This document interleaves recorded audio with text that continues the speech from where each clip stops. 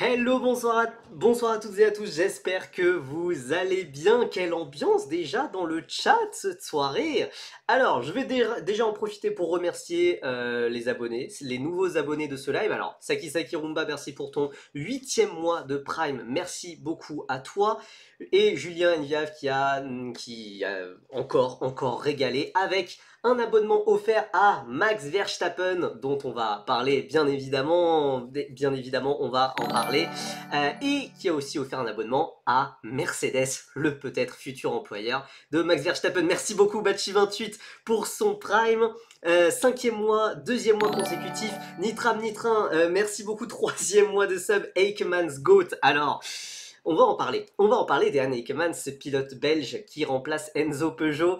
Julien Huel qui continue sa série de subs avec un abonnement à GR63. Ah, ça veut dire qu'il n'y a pas de pseudo de George Russell, j'imagine, si t'as offert à GR63. Mais voilà, peut-être ce futur pilote Red Bull, ce futur pilote Aston Martin, on va y revenir, on va parler de la F1, et qui est Julien Viave qui a offert aussi un sub à Chômage, car malheureusement, un de nos pilotes français a rejoint cette équipe. Bon, écoutez, alors, merci beaucoup Antoine FRT pour le follow. Parmi les follow aussi des jours précédents, merci à Askway, Clem VLRD, TATS, et je crois que c'est tout, normalement. Je crois que maintenant je suis à jour, merci beaucoup. Alors, évidemment, vous connaissez la règle. Évidemment, on se retrouve ce mercredi soir pour parler du week-end à venir. Beaucoup de choses à dire. F2, F3, Freca, Eurocup 3. Il y a aussi un petit peu GB3. Il y a la F4 britannique, etc. Beaucoup de choses. Mais avant ça, on va évidemment parler du week-end qui s'est terminé. Au Red Bull Ring, notamment pour la F2 et la F3. Et on va revenir surtout sur l'annonce complète. Enfin, l'annonce. Non, c'est pas une annonce, mais sur l'annonce. L'annonce de Sky Sports Italie. Attention, c'est pas Sky Sports Angleterre, c'est Sky Sports Italie, donc c'est quand même généralement un petit peu moins fiable. Mais voilà, il y a cette info. Selon Sky Sports Italie, Max Verstappen aurait dit oui à Mercedes et deviendrait un pilote Mercedes en 2026, où il remplacerait George Russell pour faire équipe avec Andrea Kimi Antonelli. Waouh! Ça, c'est de la bombe niveau Hamilton chez Ferrari, ça quand même, hein. Voire même, enfin, je vais pas dire voire même au-delà, mais voilà, c'est quand même un sacré niveau de dinguerie si ça se réalise. Moi, la première chose qui me vient à l'idée, c'est pourquoi, en fait. Alors, pour Verstappen, évidemment, ça paraît le bon plan, hein, de partir de chez Red Bull, d'aller chez Mercedes. Ça serait, voilà, c'est très bien, surtout que on rappelle qu'il y a une nouvelle réglementation qui arrive en 2026, une nouvelle réglementation moteur. Il semblerait que Mercedes soit vraiment ait un temps d'avance, en tout cas sur les concurrentes, surtout que Red Bull aura un moteur Ford et nouvelle. Alors, certes, il y aura aussi, ce sera un moteur Ford Red Bull Powertrains qui tient pas mal son expérience de Honda, mais là ça va être un tout nouveau moteur, donc ça va être le premier vrai moteur 100% Red Bull. Voilà, il y a pas mal d'incertitudes. Red Bull, même avec un moteur actuellement Honda estampillé Red Bull, est en train de dégringoler un petit peu dans la hiérarchie, actuellement quatrième au championnat constructeur, et j'ai du mal à les voir finir à une autre place vu qu'il n'y a qu'une seule voiture engagée à chaque Grand Prix. Euh, donc pour Verstappen, ça fait sens. Maintenant pour Mercedes, ça fait sens aussi évidemment d'accueillir le meilleur pilote depuis 2022. Mais est-ce que t'as vraiment besoin de ça? Est-ce que t'as vraiment besoin de ça? Je ne comprends pas, puisqu'on a quand même George Russell en face. Alors certes, George Russell n'a pas 4 titres mondiaux, il a beaucoup moins de victoires, certes, mais c'est quand même le gars qui, enfin, George Russell, c'est quand même le prodige de Mercedes depuis des années, et puis qui cette année, maintenant qu'il doit prendre le leadership de Mercedes depuis le départ d'Hamilton, assure complètement. Enfin, voilà, pour moi, la saison qu'il fait actuellement, enfin, c'est son meilleur début de saison, en tout cas à George Russell. Et pour moi, ça aurait dû être évident de le signer très rapidement. Maintenant, c'est vrai qu'il y a l'option Verstappen qui est tentante à côté, mais Verstappen, ça veut dire qu'il y a aussi un contrat à casser. Pourquoi faire autant d'efforts alors que tu as déjà ton top pilote, tu as déjà ton leader? et que Russell et Antonelli, ça s'accorde déjà bien. Verstappen et Antonelli, d'ailleurs Helmut Marko le disait lui-même, c'est que pour Antonelli, c'est pas forcément positif d'avoir un gars comme Verstappen en coéquipier dès sa deuxième année. Ça serait sa deuxième année en 2026, il aurait 19 ans. C'est pas évident d'avoir affaire à un Max Verstappen, même si ça sera pas le même Max Verstappen. Ça sera un Max Verstappen pas dans son environnement Red Bull, dans l'environnement Mercedes, donc ça a forcément changé des choses. Il y aura peut-être le temps d'adaptation, mais voilà, je suis assez interloqué quand même de ce choix qui doit encore être confirmé, hein. C'est juste les médias italiens qui s'enflamment. Et d'ailleurs, le journaliste le plus proche de Max Verstappen, Eric Van Haren, temporise un petit peu les choses et dit qu'il y a des discussions, certes, qui sont en place. Mais déjà ça, pour moi, ça veut dire que voilà, il y a de la, il y a de la fumée, il y a du feu, il y a quelque chose qui se passe. Normalement, au vu du début de saison que fait Russell, ça aurait dû être logique. Ça aurait dû être logique de le voir. Ah, actuellement, Russell n'a pas de contrat. Je sais pas, je trouve ça complètement dingue, quoi. Euh, Si Verstappen signe, Mercedes va pas faire une Red Bull à pousser la voiture entièrement à son envie. Probablement. Probablement. C'est vrai qu'on a du mal à voir Mercedes tout focaliser sur un seul pilote, sur tous les efforts qu'ils ont mis en place pour Antonelli. Mais voilà, encore une fois, enfin, là, avec Russell et Antonelli, ils ont potentiellement deux pilotes qui peuvent devenir des futurs champions du monde. Potentiellement. Pour Russell, on a plus de certitude. Pour Antonelli, voilà, on s'avance un petit peu plus, hein. C'est qu'un gamin de 18 ans qui a fait un podium, mais quand même, ça reste déjà un bon début de saison de sa part. Voilà, je suis un petit peu interloqué, ou alors est-ce que c'est pas juste des rumeurs pour un petit peu faire monter les enchères et en quelque sorte euh, faire que George Russell accepte plus facilement son contrat qui serait, selon les médias, encore une fois, j'ai pas d'infos dessus, mais euh, qui serait de 1 plus une année, alors que Russell voudrait un contrat beaucoup plus long terme, évidemment, sécuriser un petit peu plus son avenir. Voilà, voilà, j'ai toujours beaucoup de mal à imaginer ce transfert possible d'avoir un Verstappen chez Mercedes, surtout après tout ce qui s'est passé en 2021. Alors évidemment, le monde de la F1 avance vite, mais, euh, mais je sais pas. Enfin, voilà, je ne comprends pas. Je ne comprends pas. Non, j'ai pas encore vu la vidéo d'Antoine. Et d'ailleurs, j'ai très hâte de voir, mais j'ai hâte de voir la vidéo d'Antoine sur le sujet qui est sortie à 18h. Bonne nouvelle pour Red Bull, Martin se recherche un contrat.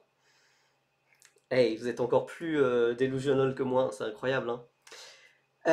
Bon, en tout cas, si le transfert se confirme, si Sky Sports Italia a bien raison, si Verstappen va bien chez Mercedes, c'est dur à dire cette phrase, ça nous laisse un George Russell sur le marché, et du coup, alors, je pense qu'on doit avoir, alors moi je parie sur je parie sur un autre compte de Vettel Spin. Là, Daron de Donegan est à follow. Je pense qu'il y a des petites tensions, hein, un petit ressentiment qui persiste. Je pense, j'ai l'impression. Mais en tout cas, enchanté à toi. Je plaide coupable. Euh, donc voilà, imaginons, on a George Russell libre sur la grille. Pour moi, il n'y a que deux options possibles, Red Bull ou Aston Martin. Alors je sais que beaucoup de gens le voient plutôt du coup chez Red Bull, mais je ne vois pas vraiment ça arriver non plus, puisque pour Russell, pourquoi il irait chez Red Bull? Enfin, tout simplement, pourquoi il irait chez Red Bull? Pourquoi il irait dans une équipe voilà, qui va descendre dans la hiérarchie? On le sait, qui est déjà en train de descendre et qui va descendre probablement encore plus avec le nouveau moteur Ford en 2026. Alors que voilà, chez Aston Martin, ça peut être beaucoup plus intéressant. Il y a Adrian Newey, il y a le moteur Mercedes, quand même, qui serait le meilleur. Voilà, pour moi, Russell, il doit carrément aller chez Aston Martin, même si c'est forcément un pas en arrière, puisque Aston Martin est actuellement, je crois, huitième du championnat. Évidemment, ça serait un pas en arrière, mais au moins, ça lui permettrait de garder la face. S'il allait chez Red Bull à la place de Verstappen, ça ferait vraiment rétrogradation. Genre, Mercedes a décidé de prendre Verstappen, bon bah voilà, Red Bull accepte cette décision et prend Russell. Enfin, voilà, malheureusement, Red Bull, s'ils perdent Verstappen, ils perdent énormément. Ils perdent énormément de leur crédibilité déjà, puisque c'est leur seul pilote qui était vraiment le seul pilote phare depuis 2019. Donc non, malheureusement, il faut aller de l'avant et il va falloir se reconstruire. Et c'est tout le paradoxe de cette,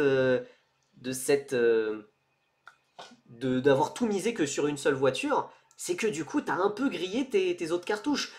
T'as grillé un petit peu Alex Albon, t'as grillé Pierre Gasly, t'as grillé des pilotes qui pouvaient potentiellement être légitimes d'être dans des top teams en les mettant dans cette deuxième voiture si compliquée. T'as grillé Sergio Perez.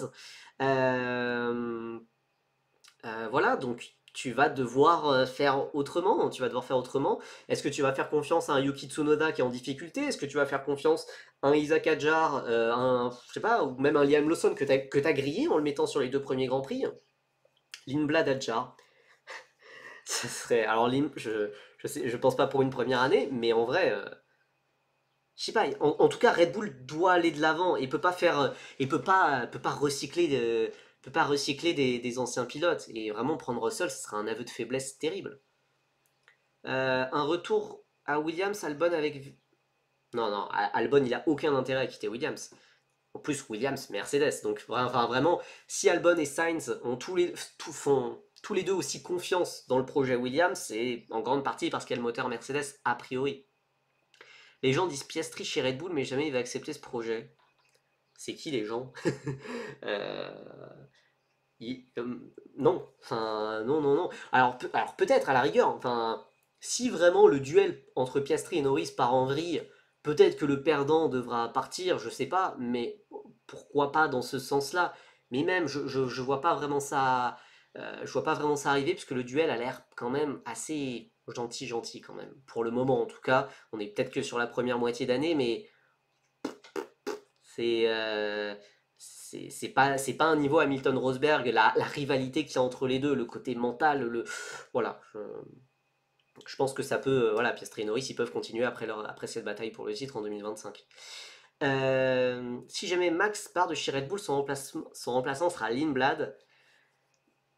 En vrai, ouais, tenter une Antonelli. Tenter une Antonelli avec Lindblad et le placer directement chez Red Bull, en soi, c'est l'année ou jamais. Pour tenter un coup pareil, c'est une nouvelle réglementation. Tu sais que tu vas repartir un petit peu de zéro. Euh, En soi, pourquoi pas, mais il faudrait quand même un pilote expérimenté à ses côtés. Et Tsunoda, c'est léger pour un pilote. Enfin, en vrai, il faudrait un Perez ou un Hülkenberg, enfin, je sais pas, un vieux de la vieille, quoi, pour épauler Lindblad quand même. Je sais pas. Red Bull doit être créatif quoi qu'il arrive. Ouais, ouais, non, c'est sûr. Russell chez Red Bull, bah, comme je le disais, enfin, déjà pour Russell, je vois pas l'intérêt d'aller chez Red Bull qui va baisser en hiérarchie. Et même pour Red Bull, ça fait vraiment. Tu te fais avoir. C'est en fait, c'est. Peut-être que Red Bull va être exactement dans la même position que Mercedes. Bah voilà, bah, il y a Tomici 17 qui me devance, mais ils vont être dans la même position que Mercedes l'an dernier, quand ils ont perdu Hamilton qui allait chez Ferrari. Ça a laissé libre Sainz libre sur le marché. Et du coup, on s'est dit, ah bah du coup, Mercedes va prendre Sainz. Mais ça aurait été un terrible aveu de faiblesse, d'impuissance face à Ferrari en mode, ah bah bon, bah, on prend les restes, on prend Sainz. Bah là, Red Bull, ils vont pas prendre Russell, ils vont pas prendre le pilote rejeté. Donc non, non, non, faut tenter autre chose. Van Dorn, Limblad, Aikman, Slimblad. Je vois que les Belges sont en train de un petit peu de s'emballer dans le chat. Donc bon, en tout cas c'est vraiment intéressant. De toute façon, si Russell n'a pas encore prolongé, c'est bien que Mercedes tente fort pour Max, non? Oui, ou alors ça peut aussi servir de levier euh, pour, euh, pour mieux négocier le contrat de Russell. Ça peut servir, euh, on peut le voir comme ça aussi. Je suis pas belge, ouais. Oui, c'est vrai. Peugeot mérite le baquet, en toute objectivité, oui. Et en plus, il est libre maintenant, donc écoutez Red Bull, vous savez ce qu'il faut faire, hein. Euh, non, vraiment, c'est très intéressant. Enfin, de toute façon, on le savait. Ou soit ce mercato serait turbo chiant, ce qui est pour le moment le cas, ou soit il y a Verstappen qui explose tout. Donc voilà. Mais pour revenir à ce que disait Eric Van Haren, le journaliste, le néerlandais qui est proche de Verstappen, le plus proche du clan Verstappen, c'est qu'a priori, les négociations, elles sont plus sur 2027. Mais mais en tout cas qu'il y a bien des discussions qui existent, qui se sont peut-être intensifiées, mais il y a bien des discussions qui existent. Et Mercedes entre Russell et Max, le choix est vite fait, franchement. Alors évidemment, Max a bien plus prouvé que Russell, mais d'un côté, Russell, c'est ton pilote. Enfin, je sais pas, c'est ton pilote qui... En plus, enfin vraiment, ça serait horrible, genre Russell, qui arrive chez Mercedes en 2022, donc avec la nouvelle réglementation, qui passe peut-être les 4 pires années de Mercedes depuis 2012, et qui, quand Mercedes va revenir au top avec le super nouveau moteur en 2026, il va se barrer ailleurs. Franchement, ça serait... Enfin, y a pas... Enfin, pour moi, y a pas besoin. Ce serait un peu bizarre en 2027 parce que si Red Bull est largement supérieur à Mercedes, il se retrouve comme un idiot. Bah non, du coup. Non, du coup, il aurait bien fait d'attendre. Il aurait bien fait d'attendre et du coup, bah, il resterait chez Red Bull. On rappelle que de base, son contrat à Verstappen, il a certes tout plein de clauses de sortie, mais son contrat à Verstappen, je crois qu'il va jusqu'en 2028, si je ne dis pas de bêtises, hein. Euh, Donc, si c'est 2027, ça va pour Russell, mais si c'est 2026, c'est chaud pour Russell. Bah, ouais, voilà, moi, ce que j'aimerais, c'est plutôt ça en 2027. Puisque ça permettrait à Russell, potentiellement, encore une fois, c'est beaucoup de théories. Peut-être qu'on sait pas, hein, peut-être que c'est Audi et Red Bull qui vont tout exploser avec leur moteur Audi et Ford, hein, je ne sais pas. Mais euh, pour moi, enfin, Russell, surtout vraiment sur cette première moitié d'année, il est quasiment irréprochable. Et il fait tout ce qu'il faut à la perfection. Maintenant, quand on se bat pour un titre mondial vraiment, il peut y avoir des failles qui peuvent se montrer. D'ailleurs, on l'a vu avec Norris. Même si Norris est complètement dans la bataille au titre, qu'il a fait un super week-end en Autriche, le Norris, quand il avait une McLaren qui était la troisième, quatrième force du plateau, c'était quand même beaucoup plus solide que le Norris qui a une McLaren injouable. C'était beaucoup plus solide, il y avait beaucoup moins d'erreurs, beaucoup moins de... voilà, beaucoup moins d'erreurs. Au pire, solution de dernier recours, mettez pas chez Merco. Il y a la super licence. As va gagner le titre, Komatsu a trouvé une faille dans la réglementation. Oh mon rêve. Oh mon rêve. Tu parles de Audi, mais est-ce qu'un Bortoleto, ça serait pas sexy chez Red Bull? Tu gagnes en termes de marketing, tu prends le crack du moment. Bah, dans ce cas, ils ont Adjar, hein. Enfin, non. Enfin, ils ont Adjar en plus qui peut bien jouer sur le, qui peut bien jouer aussi en termes de marketing, hein. Les cracks Red Bull, ouais voilà, en termes de jeunes pilotes, Red Bull ils sont ok, hein, avec Adjar, avec Lindblad. Surtout Bortoleto, je pense que Audi va essayer de le sécuriser rapidement, hein. Mettez Richard Verschoor comme ça, vous faites croire que Max est toujours là. Richard Verschoor, ancien pilote Red Bull, on le rappelle, hein. Tard à l'époque, c'était censé être le futur Verstappen, hein. C'était censé être le futur Verstappen, hein. France versus Amérique du Sud, j'ai beau être chauvin en termes de marketing, Adjar, c'est aussi quand même le monde arabe aussi qui parle, hein, aussi, hein. Et ça, il n'y a pas grand monde qui peut avoir une aura dans le monde arabe. Et ça, il n'y a que Adjar qui peut l'avoir en F1. Ce serait quand même un immense chef pour la stratégie, tout pour Max. Clairement, clairement, ce serait une immense baffe. Sophia Zanfari. Qu'est-ce qu'il nous raconte, lui? Ah, Rachid Al-Dairi, ouais, c'est vrai, mais bon, tu vois, tu parles de pilotes qui sont en F4 ou en Freca, ou voilà, quoi, qui sont super loin encore. Donc, mais, euh, mais oui, peut-être que ça. Enfin, il y a aussi, voilà, Kinoa Lazari qui est un jeune pilote alpine, hein. Bon, écoutez, hein. En tout cas, j'ai hâte de voir ce que le prochain épisode de cette Silly Season va nous donner. On rappelle qu'on est toujours. On ne comprend toujours pas vraiment ce qui va se passer dans les autres sièges Cadillac et Alpine. Voilà, ça parle de Bottas chez Alpine et chez Cadillac, ça parle de Perez chez Alpine et chez Cadillac, ça parle de tous les pilotes du monde chez Alpine et chez Cadillac. Bon, voilà, je pense pas que les pilotes soient le principal problème chez Alpine, pour être parfaitement honnête. Alpine qui pourrait être renommé Renault, hein, parce que c'est vrai que la stabilité, on s'en fiche un petit peu dans l'équipe et on pourrait avoir du coup une Renault sans moteur Renault. Et pourquoi Cadillac veulent recruter que des dinosaures? Bah écoute, parce que ils veulent des pilotes expérimentés pour bien lancer leur projet, mais Pour moi, deux pilotes expérimentés, je trouve ça un peu nul et pas très ambitieux, hein. Mais quelque part, c'est une assurance tout risque en quelque sorte, mais ça fait pas vendeur. Si t'alignes Perez et Bottas pour ta première année, ça fait pas vendeur. Mais voilà, tu développes la voiture, t'apprends énormément. Mais c'est vrai que moi, j'aurais vraiment préféré hein, pilote expérimenté et pilote jeune, et voilà, c'est le bon équilibre pour tout le monde, quoi. Maintenant, en pilote jeune, tu mets qui? Voilà. Tu sais, s'ils comptent mettre en place une académie, Cadillac, bah alors ils en parlaient à l'époque d'Andretti, où ils voulaient même créer une équipe de F2 et de F3. Bruno Michel leur a dit tu mon garçon. Pour cher, ça serait énorme. Non, mais après, enfin voilà, il y a potentiellement des pilotes jeunes, mais qui n'amènent pas vraiment de budget. Et je pense que malheureusement, Cadillac va prendre le choix d'avoir des. En pilote jeune qui a du budget, malheureusement, il n'y a que Zhu, ouais, Tsunoda. Ouais, Tsunoda qui serait jeune et expérimenté. Ça peut être intéressant, Tsunoda. Mais faut vite qu'il signe le contrat avant que Red Bull ne lui termine sa carrière, quoi. Mais Tsunoda, franchement, ce serait le parfait choix, pour moi. Pour moi, ça serait beaucoup plus vendeur que ramener un Bottas ou un Perez qui. Alors, à la rigueur, Perez, je comprends, parce que pour moi, Perez a encore de belles choses à montrer en F1, mais c'est juste Red Bull qui l'a essoré. Bottas, pour moi, voilà, il a déjà fait l'année de trop, quoi, pour moi. Euh, c'est pas parce que tu as de l'expérience que tu es forcément bon sur les retours techniques, par exemple. Certes, certes. Bah après sur les retours techniques, c'était Grosjean. Romain Grosjean, il est très bon pour les retours techniques, par exemple. Mais bon, sinon. Et ancien pilote Andretti, hein. Ancien pilote Andretti, Grosjean aussi, hein. Oui, il y a aussi Drugovic. Alors clairement, lui, ça serait plus.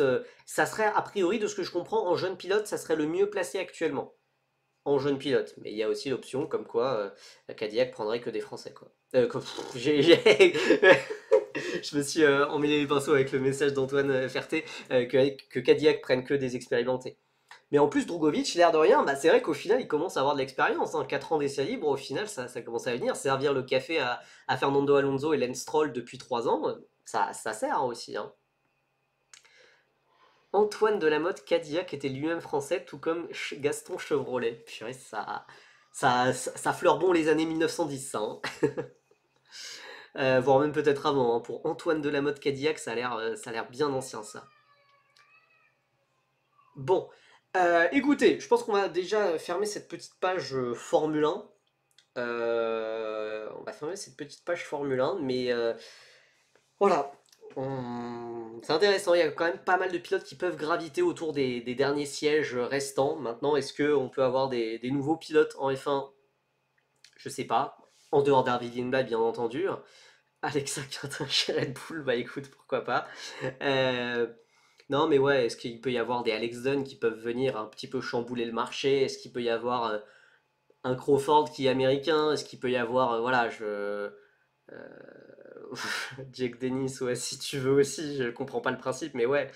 Euh, En même temps, a-t-on vraiment envie de parler du week-end des Français en junior? Non, pas forcément. Mais il y a un week-end sympa qui arrive. Donc en soi, on va pas tellement débriefer le week-end précédent. Tic-Toum, Cordil. Oula, qu'est-ce que je suis en train de lire là? Qu'est-ce que je suis en train de dire? Bon, on va passer à autre chose, hein. L'air de rien, il y a une nouvelle qui est sortie que j'ai pu dévoiler en exclusivité, en avant-première, on va dire, aujourd'hui. C'est un nouveau Français qui arrive chez Prema en Formule 4 italienne. Il s'agit d'Andrea Dupe, 16 ans, 10 jours avant son 17e anniversaire, qui va rejoindre la mythique équipe Prema pour la fin de saison de F4 italienne et d'Euro 4. Ça va être le premier Français chez Prema en F4 italienne depuis Matteo Capietto en 2021. Et tout simplement, des Français chez Prema, il n'y en a pas eu beaucoup. Alors certes, il y a Dorian Pain actuellement, mais sinon, on dit Dupe ou Dupé? Bah écoutez, je ne sais plus. Ça m'énerve parce qu'en plus, je parle assez fréquemment avec le père, un petit peu avec Andrea aussi, surtout avec le père. Je vois les deux à chaque fois. Je crois qu'au final, c'était Dupe, je pense. Mais dans toutes les communications de Préma, ils ont dit Dupé. Donc du coup, je sais plus trop. je sais plus trop quoi penser. Il a du budget, ouais. Il a franchement du budget, en tout cas pour un pilote français surtout. Pour un pilote français, je pense que ça doit être l'un des mieux lotis financièrement actuellement. Ouais, c'est peut-être le mieux loti financièrement, je pense. J'avoue ne pas du tout connaître. Alors, c'est un pilote français qui est né à Paris, pas mal. On n'est pas du attendez. Pilote né à Paris en 2008, formé pas mal en Italie, notamment il a été vice-champion d'Italie de karting en 2023, si je ne dis pas de bêtises. Il a fait le volant Richard Mille, dont il a terminé quatrième quand même, assez loin quand même de Ian Hickemans, Andy Consani et Louis Iglesias, qui avaient été les trois top pilotes. On rappelle l'ordre dans les chronos: Consani 1, Iglesias 2 et Hickemans 3. Je remets ça au passage là, même si c'est Hickemans qui a été déclaré vainqueur. Andrea ou Dupé était donc quatrième. Il est passé dans un live de Perja. Oui, oui, je sais. Enfin, je sais, parce que Perja continue de le suivre. Et ouais, de le suivre sur Twitter ou sur Insta. Et ensuite, donc en karting, c'était des résultats ok. C'était des résultats ok, on va dire. Il a marqué quelques petits points au championnat d'Europe de karting, mais voilà, ça ne jouait pas non plus les podiums. Il a eu une année 2024 assez compliquée avec une grosse opération. Il est revenu en cours de saison, une grosse opération du genou. Et en 2025, il a fait ses débuts en monoplace dans la toute petite équipe slovène AS Motorsport. Oui, Natun 28, moi aussi j'y ai pensé, hein. C'était ok en ok. En Oka, enfin OK en Oka.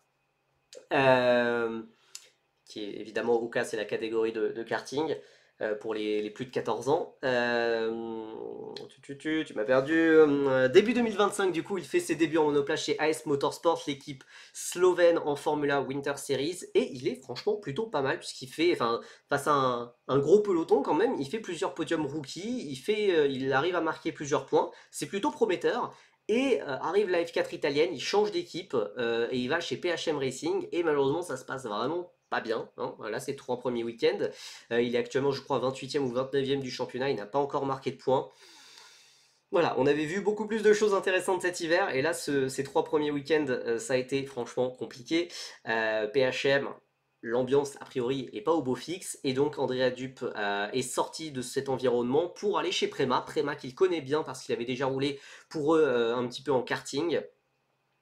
Donc il va remplacer numériquement la voiture laissée vacante par Thomas Stolz-Hermanis, euh, le pilote laiton qui n'avait jamais vraiment eu le budget globalement.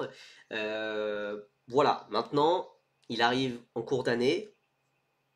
Je pense que déjà dans un premier temps il va falloir apprendre, puisque Prema ce sera pas le même niveau que AS Motorsport ou PHM, donc il va falloir apprendre, il va falloir progresser, viser les points. Je pense voilà, il faut viser les top 10 le plus rapidement possible évidemment, de préférence, mais voilà, viser plusieurs arrivées dans les points, possiblement mieux, hein. Voilà, on rappelle que Prema c'est quand même la référence en F4 italienne, ça, les deux top pilotes du championnat roulent chez Prema, les deux prétendants au titre roulent chez Prema, donc voilà, il y a quand même des belles choses à faire.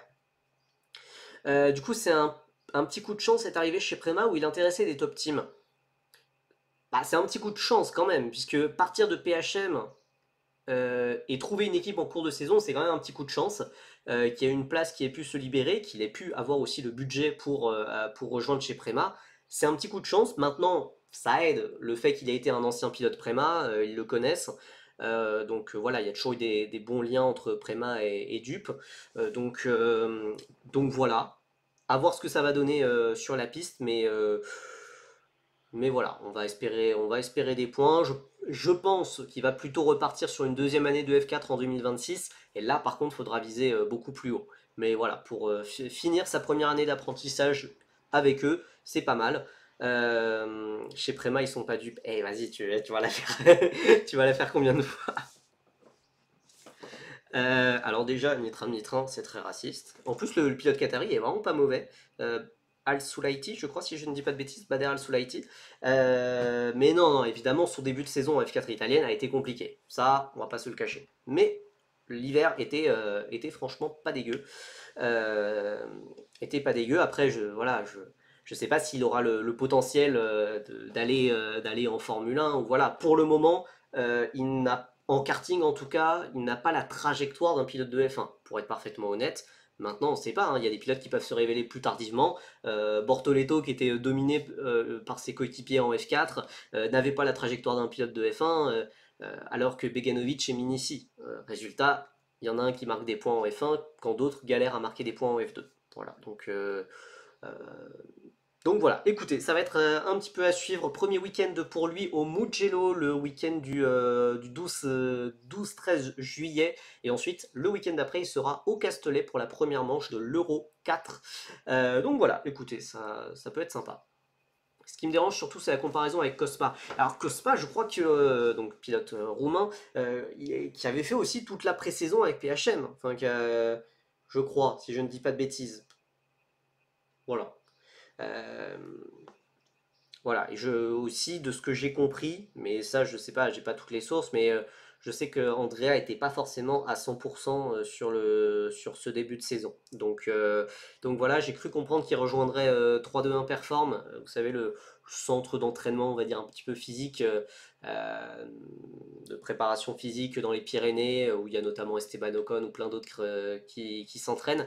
Mais visiblement, ouais, côté physique, c'était pas ouf sur le début d'année, ce qui peut peut-être expliquer en partie des performances un petit peu compliquées. En tout cas, voilà, là il va prendre un nouveau départ et j'ai hâte de voir ce que ça va donner. Bon, allez, on commence avec notre preview de ce week-end. On commence par le plus dur, allez, comme ça on s'en débarrasse. La Formule 2. Aïe, ouais, voilà, c'est. À chaque fois, toutes les semaines, c'est les mêmes réactions dans le chat. Alors, vous voyez ce petit classement au championnat, Richard Verschoor en tête. Euh, 24 points d'avance après sa splendide victoire en course principale. Richard Verschoor, on rappelle qu'il a mon âge, euh, qu'il en est à sa 5e année, bref, voilà.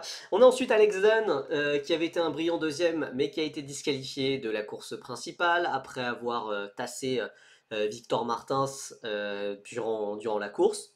C'est pas lié, la disqualification c'était pour une infraction technique, mais voilà. Jack Crawford est troisième, on sait pas comment, mais Jack Crawford c'est vraiment le même does nothing, finishes P3, c'est vraiment lui. Crawford est troisième. Fornaroli quatrième. Devinez quoi, il partait de la pole, il a toujours pas de victoire. On change pas une équipe qui ne gagne pas du coup. Cinquième, Luke Browning. Sixième, Arvid Lindblad. Attention, premier week-end vraiment sans pour Arvid Lindblad. On a ensuite Pepe Marty qui a lui un petit peu relevé la tête de l'eau avec une victoire en course sprint. On a Sébastien Montoya qui a fait un très très gros week-end. Victor Martins est tombé au 9e rang du classement général devant Dino Beganovic. Roman Stanek, Kouchmaini, Gabriel Djurksen, Goethe, Villagomez, Miyata, Cordil et Sami Mektounif qui a marqué son deuxième point qui a marqué son deuxième point en F2 dimanche après les tonneaux de la journée de samedi.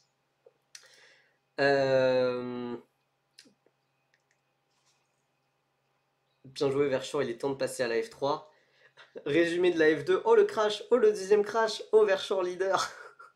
Ouais, c'est un peu ça. Très bien réglé la ART, bravo à eux. Ouais, malheureusement, ART, ça commence un petit peu à piquer. Ah, du coup, au final, j'ai pas vu la cool room d'Hydro avec Alexa Quintin, la directrice des communications de la F2 F3. Le jour où Fornaroli va gagner, on va tous être déçus de perdre ses stats. Bah, carrément, hein. Carrément, franchement. Euh, ça va être quelque chose. Ça va être un peu comme quand Norris a gagné sa première victoire, ça va faire quelque chose, hein.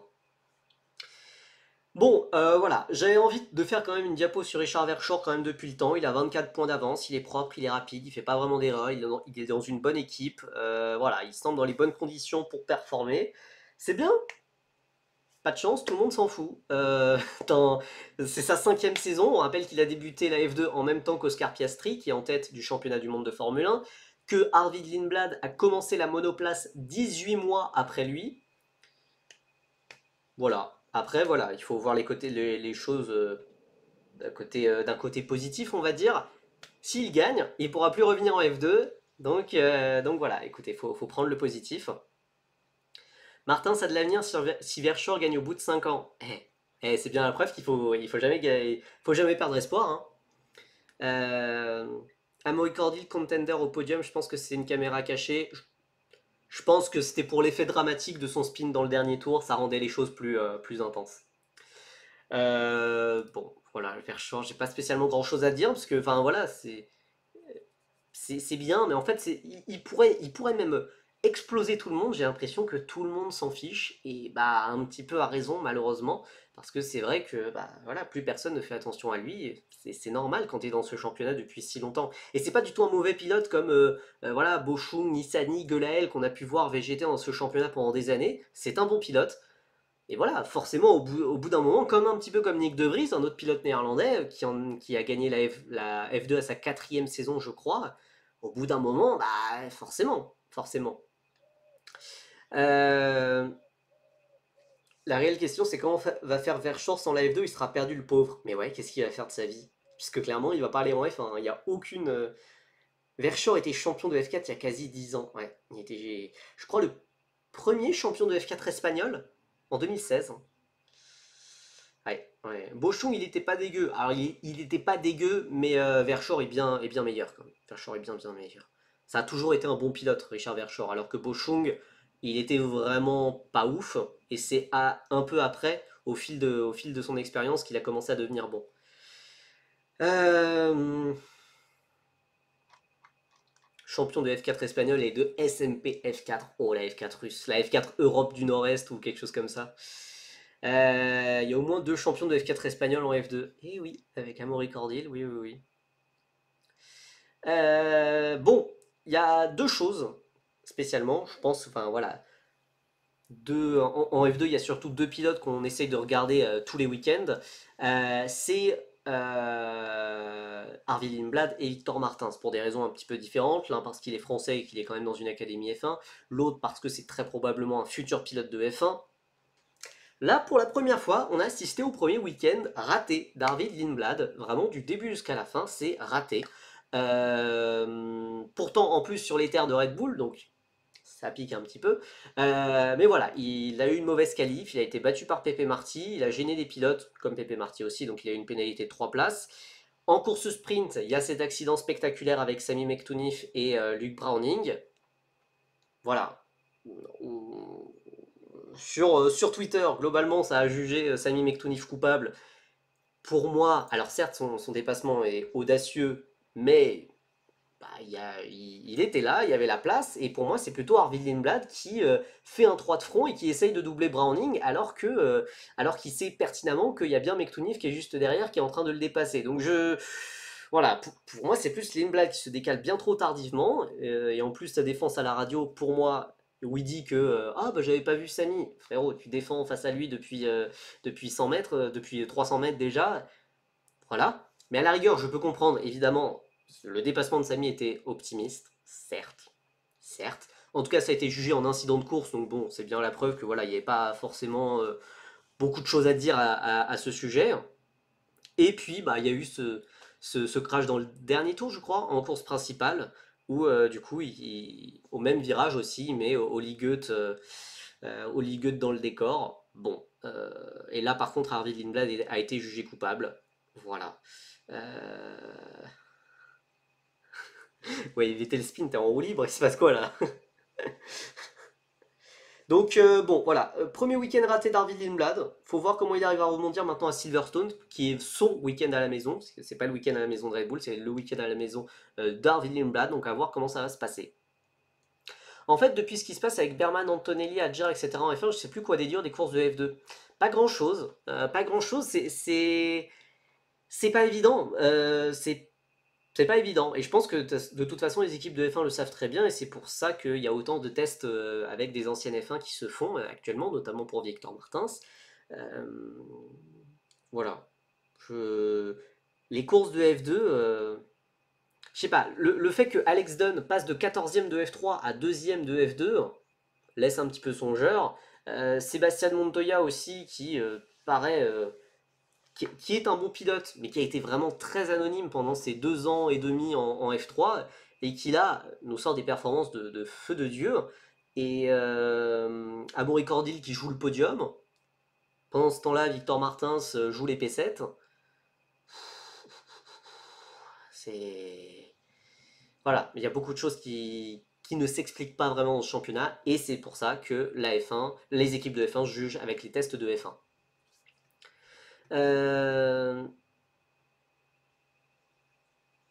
Quoi, faites le lien entre l'arrivée de la F1 Academy dans les paddocks F1 et son downfall, vous verrez. Qu'est-ce que tu racontes?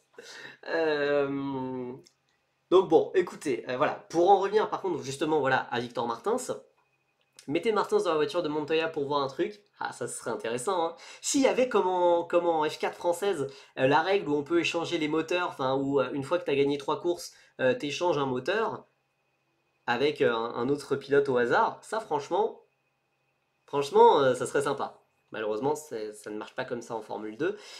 Euh, Là, vraiment, sur ce week-end, on a vu que Victor Martins, il est génial en qualification. C'est le, ouais, enfin vraiment, il arrive à transcender sa voiture sur un tour, c'est très bien. Mais sur une course, bah, sur une durée de course, ça ne marche pas. Visiblement, ART n'a pas encore vraiment toutes les solutions.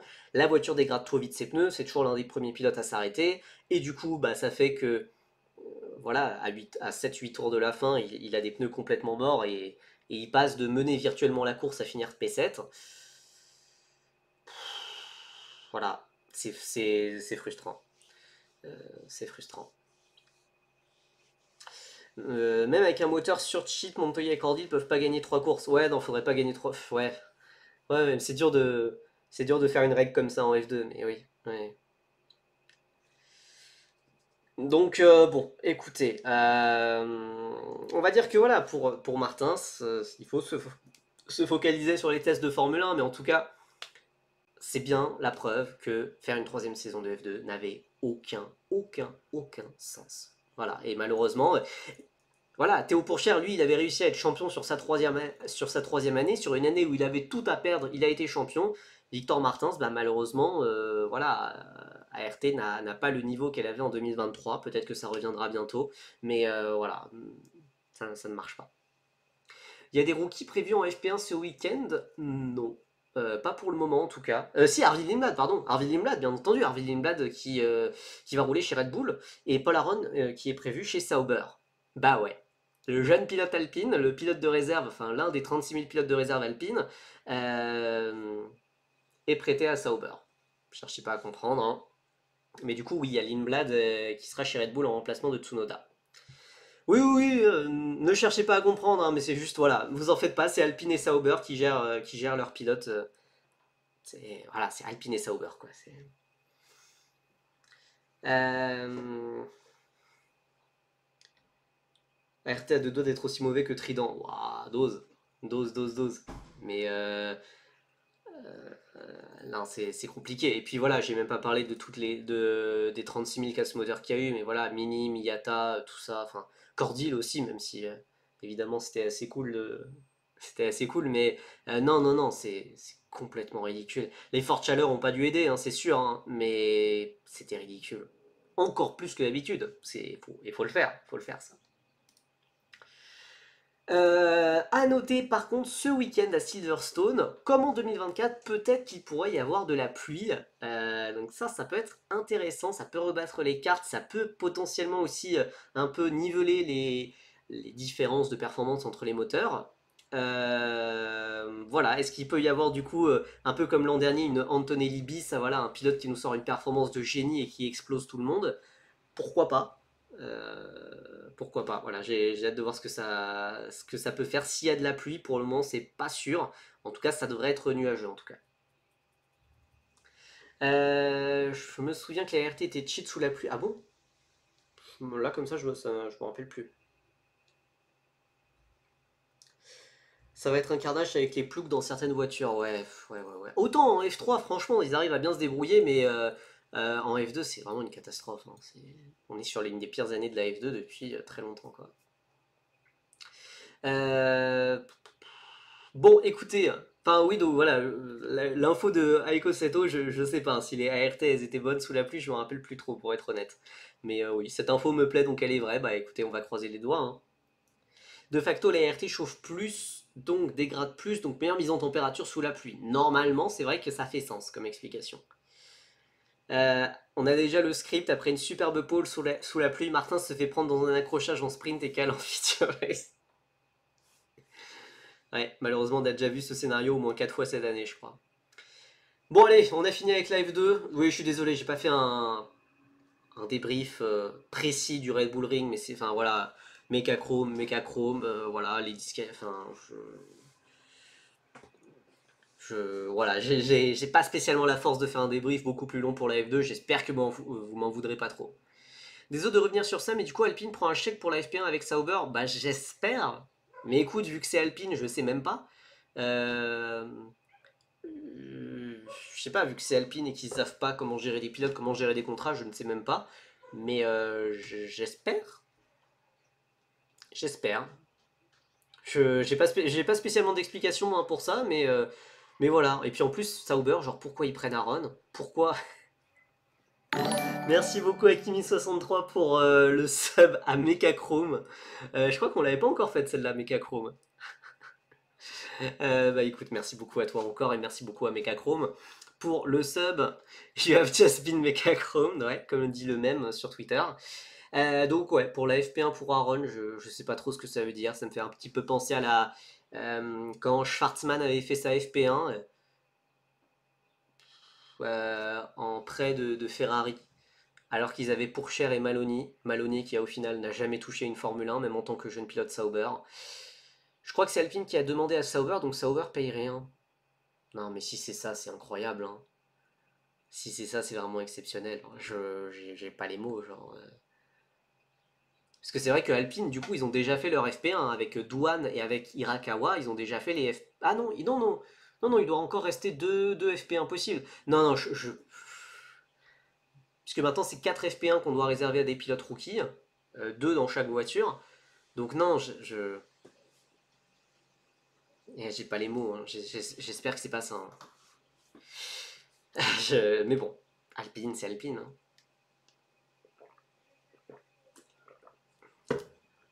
Allez, on passe à la Formule 3 avec malheureusement ce championnat qui aurait pu être beaucoup plus intéressant, mais ça se joue à une planche au niveau du fond plat. Raphaël Camara est en tête du championnat avec 24 points d'avance sur Tim Tramnitz et 28 points d'avance sur Nicolas Tsolov. Ça pique. Ça pique beaucoup pour Nicolas Tsolov qui, avant sa disqualification, avait fait le week-end parfait par excellence et avait signé la victoire et était revenu à un petit point de Camara au championnat. Donc ça pique vraiment beaucoup de voir, voilà, au final, Camara continue un petit peu son cavalier seul. On a quand même toujours ce top 3 qui s'est toujours détaché. Ensuite, il y a une bataille de fous furieux pour de la 4e jusqu'à la presque 13e place, on va dire, avec Martinus Stensand qui a sorti probablement le plus beau week-end de sa carrière en Formule 3. Oh wow, j'ai loupé la disqualification de Tsolov. Ah oui, et disqualification de Tsolov qui est apparue quelques heures après pour infraction technique. Bon bah voilà, la règle est la règle, hein, voilà, c'est comme ça. Ça fait mal, parce que vraiment ça aurait pu relancer le championnat de manière complètement folle. Voilà. Derrière pour la 4e place, on a voilà, Stenson qui a fait le meilleur week-end de sa carrière, qui nous a sorti une superbe course principale de P15 à P2, et au final, après la disqualification de Tsolov, il a eu la P1 sur un plateau. On a ensuite Noah Stromstead, 5e, Marie Boya qui a sorti un très beau week-end aussi pour son premier week-end en tant que jeune pilote Aston Martin. 6e, Alessandro Giusti, 7e avec un nouveau podium, mais c'était pas optimal. On a vu des belles choses, on a vu des moins bonnes choses. 8e, Tuka Taponen qui continue de glisser dans le classement après un deuxième week-end sans, c'est quand même à surveiller. 9e, Callum Voisin, on n'en a pas parlé d'ailleurs, mais les annonces pour le rookie test de Formule 1 continuent de s'égrener. Callum Voisin a récemment été annoncé chez Kiro, je crois, Cupra. Non, je crois, Cupra Kiro, enfin voilà. En tout cas, qui a été annoncé qu'il fera le rookie test. On a ensuite 10e Santiago Ramos qui a été complètement battu par son coéquipier Théophile Naël durant ce week-end. Donc ça, c'est bien. Théophile Naël qui malheureusement n'est... Enfin, Van Amersfoort n'était pas dans un grand week-end et Théophile Naël avait fait une qualification assez mitigée, mais il est vraiment bien remonté sur les deux courses. Ça fait P11 et P10, ça fait quand même un petit point au final à l'arrivée, c'est déjà ça. Roman Bilinski 12e, Van Eupen 13 qui a lui aussi été disqualifié alors qu'il allait marquer des points. Wurtz 14, Intra Puffasak, Dominguez, Bedrin, Hugo Chukwu qui a signé la 4e place, qui a signé son meilleur résultat en carrière. James Wharton 19e avec sa première victoire en course sprint. Del Pino 20, Sharp, Slater, Zagazeta, Leon, Christian Ho et Brad Benavides qui sont les 26 pilotes à avoir marqué des points. Brad Benavides qui s'est lancé de la 2e position en qualification et qui marque 2 points au final seulement, mais qui marque des points quand même. Et en dehors des points, on a Dufek, Carrasquedo, Lacorte, Sagrera, Chie, Badouer, Johnson, Headley, Marinangeli et José Garfias. De ce que je sais, Ho c'est fait pour Campos l'an prochain à 80%. 80% me paraît beaucoup, mais je suis d'accord avec toi. Il y a Christian Ho qui discute bien avec Campos, en effet. Tiens, en regardant le classement, je viens d'apprendre que Gérard Chier existe. Ouais, c'est vrai qu'on l'a pas vu. Hein. On l'a pas vu. Pour en revenir voilà, sur les prédictions de grille F2, F3, ne vous en faites pas. Ça nous occupera pendant la pause estivale. J'essaie de réunir le plus d'informations possible et on pourra en parler un petit peu plus. Beau week-end d'Ugochukwu, comme quoi quand on lui laisse un avantage sur les autres, il revient à son niveau. Oui, Ugochukwu qui avait de la peinture noire, enfin, on a enlevé la peinture orange. On peut dire en quelque sorte c'est peut-être une façon d'équilibrer un petit peu son poids, le poids du pilote, vu que c'est un très grand pilote. Voilà, à voir ce que ça va donner, puisque son week-end n'était vraiment pas optimal non plus, mais on a vu des belles choses, pour une fois. Préma a un petit peu sorti la tête de l'eau. Par contre, son coéquipier Brando Badoer, que c'est compliqué, mon dieu. Que c'est compliqué. Badoer a gagné le trophée du terroriste du week-end.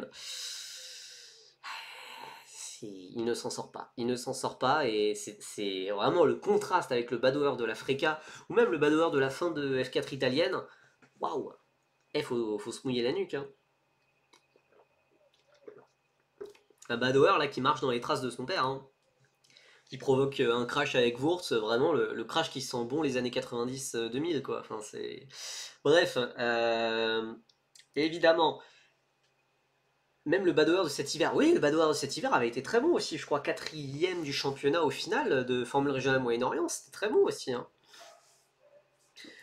Bon, vraiment c'est le truc qui m'a le plus frustré. Alors évidemment, ça m'a frustré, évidemment, la course principale de Giusti par exemple, voilà, mais au final, vraiment, au sortir de ce week-end, le truc qui m'a le plus frustré, c'est la disqualification de Tsolov. C'est assez paradoxal, hein. On avait commencé l'année en détestant Nicolas Tsolov, et à cause de son crash avec Jules Carentin en Eurocup 3, et au final, on se retrouve... enfin, en tout cas, moi personnellement, je me retrouve à un petit peu le soutenir, puisque c'est un pilote, vraiment, moi je l'ai toujours apprécié, Nicolas Tsolov. C'est un pilote à l'émotion, quoi. C'est un pilote c'est un pilote qui fait vibrer, quoi, je trouve, qui est un personnage en dehors de la piste, etc. Et j'aime bien quand c'est des pilotes qui sont pas forcément tout lisses. C'est pour ça que j'adore aussi Isaac Hadjar. Et j'apprécie aussi vraiment pas mal Nicolas Tsolov. Il a été voilà, absolument parfait ce week-end. Pole, P3 en course sprint, il est remonté de la 12e à la 3e position. Et voilà, P1 en feature race, et puis voilà, cette disqualification qui est logique, mais qui fait mal. Évidemment, voilà, il passe de 1 à, 28 points de Rafael Camara, donc ça fait très mal. Maintenant, voilà, Camara peut être très content, c'est sûr qu'il a eu un week-end à nouveau très compliqué, le pilote brésilien, P9 et P5 au final, il s'en sort vraiment bien. Encore une fois, sur la gestion des gommes, ça a été très compliqué, Rafael Camara. C'est vraiment son point faible. On n'avait pas forcément vu ce point faible par le passé en Freca, mais là, vraiment, cette année, c'est compliqué, ça cale un petit peu. Donc Camara là il s'en sort vraiment très très bien de cette disqualification. Le move de quitter ART et de rejoindre Red Bull a été exceptionnel. Ouais. Franchement oui. Alors évidemment, voilà. Évidemment, je comprends que vous détestiez Tsolov, mais en vrai le week-end c'était trident le problème sur les gommes. Pas que, parce que enfin, c'est pas la première fois qu'on se dit ça sur Camara, parce que déjà à Imola, il se fait complètement avoir, et il se fait même avoir par son coéquipier Stromstead, qui est moins bon d'habitude, mais qui a été meilleur sur la gestion des gommes. Donc voilà. Chaque victoire pour lui est un record pour la F3. Dommage pour. Oui, du coup, ça va devenir ça devient le plus grand vainqueur il va avoir gagné le plus de courses dans l'histoire de la Formule 3. Ça aide à sa troisième année. Mais on rappelle, c'est un pilote très jeune qui est arrivé beaucoup trop tôt en F3, qui est arrivé à 16 ans avec une seule saison de F4 dans les pattes. Voilà. Maintenant, moi, ce qui va vraiment m'intéresser, c'est de voir la réaction de Nicolas Tsola, puisque justement, c'est un pilote entier, on va dire, qui demande, qui marche beaucoup à l'émotion. Est-ce que cette disqualification qui vient après un week-end parfait où il était seul sur son nuage, il n'a jamais été embêté sur la course principale, est-ce que ça peut un petit peu briser sa confiance? Est-ce que ça peut briser tout ce qu'il a réussi à engranger sur les week-ends précédents? Et ben j'ai hâte de voir ça. J'ai hâte de voir ça ce week-end. En plus, voilà, Silverstone, c'est pas une piste qui est très connue de la part des pilotes de F3 de manière générale. Voilà, je sais pas, il y a des petites inconnues et je suis en train de me dire, ah, ça peut être intéressant. Papy Alonso était présent pour assister à sa victoire au podium. Bah, tu m'étonnes, hein, Alonso, il a. Voilà, de continuer à soutenir Tsolov. Tsolov, en dehors d'Alonso, il n'avait pas beaucoup de soutien. Maintenant, cette année, vu qu'il y a vraiment les performances qui commencent à arriver, là, Tsolov, il commence à avoir il commence à avoir de plus en plus de soutien dans son pays. Et de la part d'entreprises aussi, de la part de sponsors. Donc là, c'est en train un petit peu de changer. Euh, donc voilà, Nicolas Tsolov ne va plus devenir Alonso dépendant comme il l'était vraiment l'an dernier. Il y a des moments où on se disait, bon, bah, ça va être fini la monoplace. Et voilà, c'est une belle histoire quand même de résilience. Maintenant, voilà, il reste 4 week-ends. Hein, il est que à 28 points. Sur un week-end, on peut gagner 39 points. En soi, voilà, ça reste toujours possible. Mais quand même, là, c'est un pas en arrière, cette disqualification, et c'est assez dommage. Euh, bon, côté français aussi, Alessandro Giusti nous a ramené un nouveau podium avec une P2, son meilleur résultat en carrière en F3, c'était sur la course sprint. Il y avait un excellent rythme jusqu'au troisième tour de la feature race, et patatras. Enfin voilà, il était je crois 8ème, je crois qu'il s'attaquait à Benavides qui était 7ème. Et pourquoi avoir précipité ce dépassement sur Benavides et d'avoir tenté au virage 3? On sait pertinemment, d'avoir tenté à l'extérieur en plus, on sait pertinemment comment ça se passe. On sait comment ça se passe. C'est très facile d'emmener l'autre pilote à l'extérieur, de le faire passer sur les vibreurs, de lui faire perdre tout son momentum, de le faire aller un petit peu dans l'herbe ou dans les bouts de gomme ou voilà. Et voilà, Giusti a perdu. Je crois qu'il y a eu une petite coupure moteur après. Et Naël a en plus un peu fait la même erreur juste après, enfin quelques tours après, en se battant pour les points. Il a manqué de justesse. Elle est belle celle-là. Elle est belle, celle-là j'apprécie. Elle est belle. Donc voilà, c'était frustrant. C'était frustrant parce que vraiment son début de course était vraiment optimal. Vraiment top départ, top premier tour. Voilà, après, voilà, c'est l'apprentissage qui vient aussi, mais c'est frustrant. C'est frustrant. Aussi, un petit truc qui lui manque encore, même si ça va, il a réussi à limiter la casse en qualification, il faisait 11e, il a réussi à se qualifier dans le top 12, ce qui est le plus important au final dans un week-end de F3. C'est vraiment d'arriver à bien maximiser ce dernier tour de qualif, puisque c'est pas la première fois où à la moitié de la séance il se retrouve deuxième, troisième et au final il fait 11e, 11e ou pire, ou un petit peu mieux, mais voilà, qu'il n'est pas dans les top positions. Mais quand même, il faut prendre le côté positif aussi, c'est un meilleur résultat en carrière, et même dans un week-end que je trouve un petit peu décevant, bah ça fait podium, et ça fait top 12 en qualif, et voilà. Il est toujours 7ème au championnat, il a gardé sa position, il est à 13 points de la 4ème position. Il y a quand même, voilà, pour moi, Giussi, il est toujours dans cette bataille pour aller chercher une très belle place d'honneur en Formule 3, pour aller chercher une très belle place d'honneur en plus sur une saison de rookie, on le rappelle.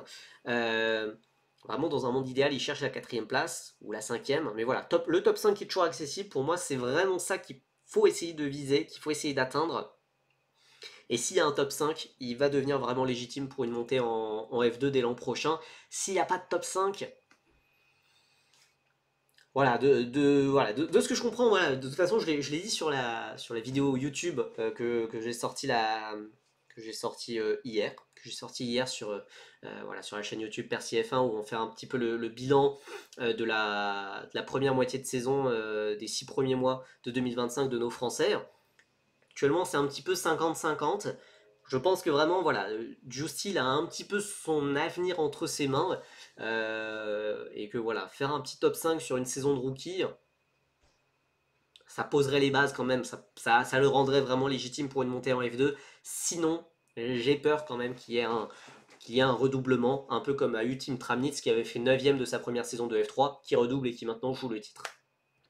Williams ne s'est pas trompé en le prenant. Non, clairement, voilà, depuis qu'il a rejoint Williams début 2024, je pense que voilà, je pense que Williams est très satisfait de lui. Maintenant, il faut faire un petit peu plus, aller chercher cette première victoire. Elle ferait du bien. On n'a toujours pas entendu de Marseillaise, l'air de rien.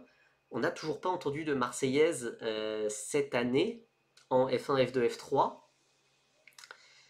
Voilà, ça commence. Voilà, c'est pas qu'on est habitué, mais un petit peu quand même.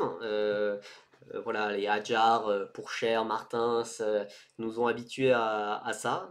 Donc voilà, j'espère qu'on aura bientôt une Marseillaise de lui ou de la part de Théophile Naël qui a quand même fait un bon week-end. Mais voilà.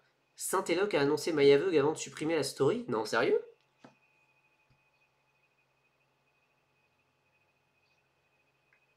Étrange. Ok, peut-être enfin, du coup en remplacement de Tim Gerhardt. Oh, ça serait intéressant si c'est le cas. Euh... Bizarre. Ouais, Gerhardt s'est blessé, ouais, il s'est blessé crash en vélo. On en reparlera de l'Africa juste après.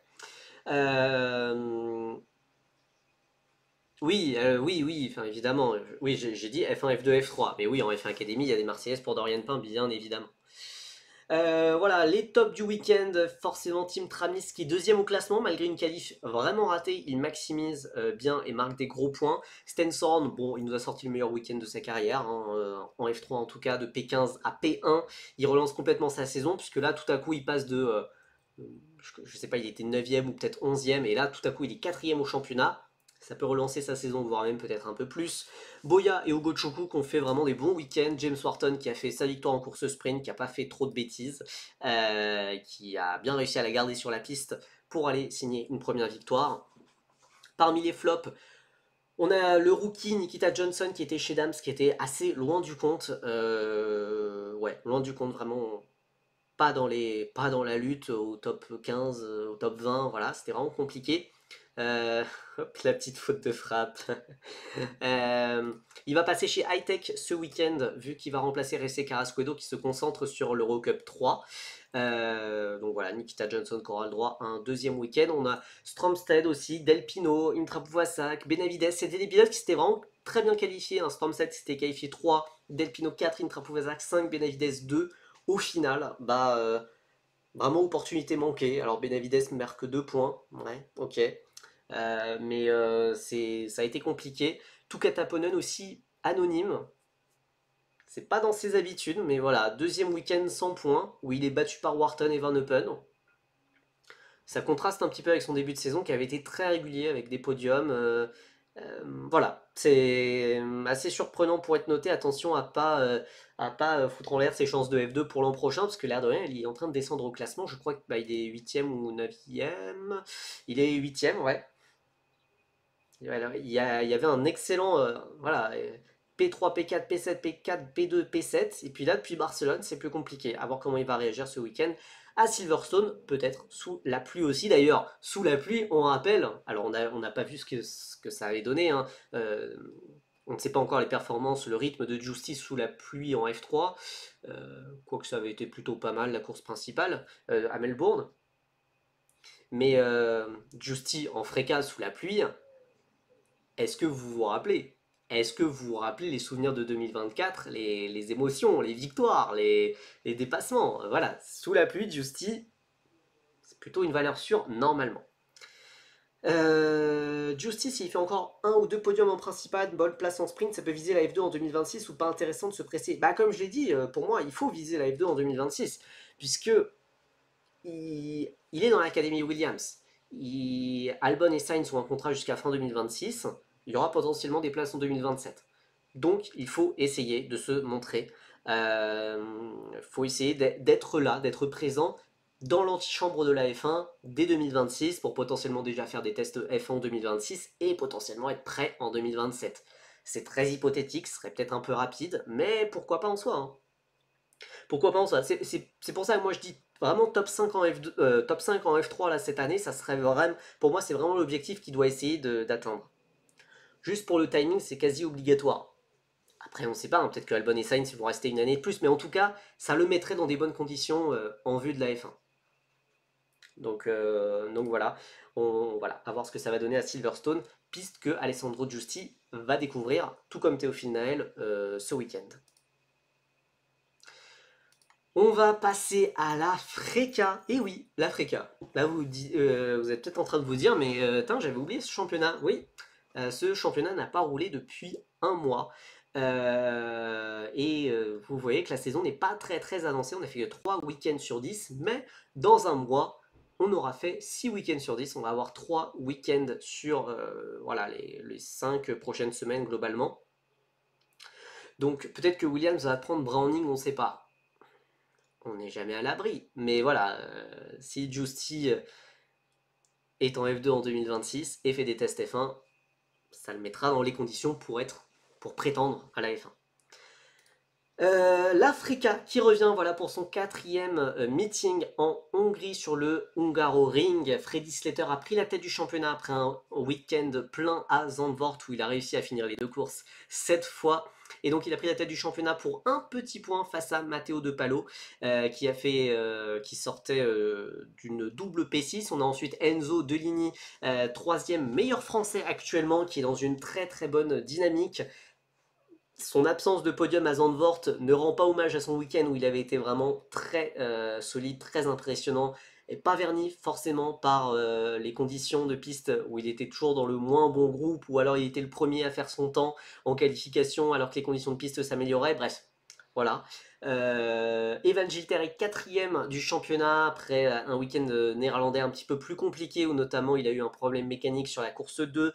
5e, Pedro Clerot qui a complètement recollé avec le top 4 après un week-end quasi parfait à Zandvoort où son équipe en Amersfoort était à domicile et était très très très à l'aise. On a Yuya Makoshi qui est 6e, on a ensuite Taito Kato 7e, le japonais sous licence française. On a ensuite Aldaeri, Akshay Bora, Jack Beaton, Jay Nakamura, Dion Kaoda, Nikita Bedrin, Kanatoli, Nandaboud Birombaghi et Giovanni Maschio qui sont les 16 premiers pilotes, enfin les 16 pilotes à avoir marqué des points, tout simplement.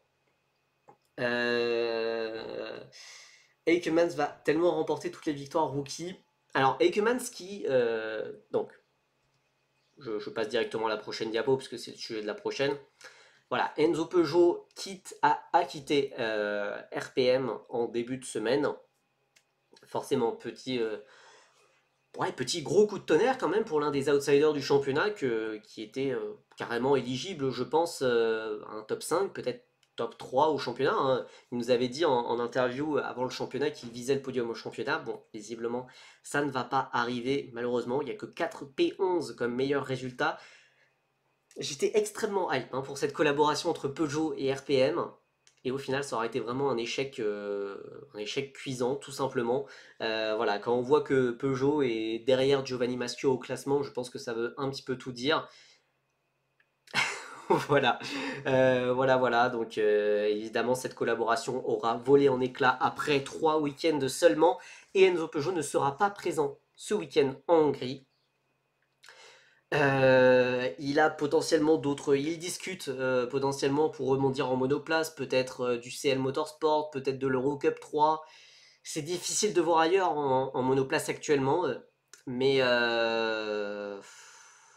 c'est c'est frustrant. Vraiment, c'est frustrant ce début de saison parce que là, il est passé de révélation du championnat 2024 où il avait vraiment été franchement solide chez Saint-Eloc à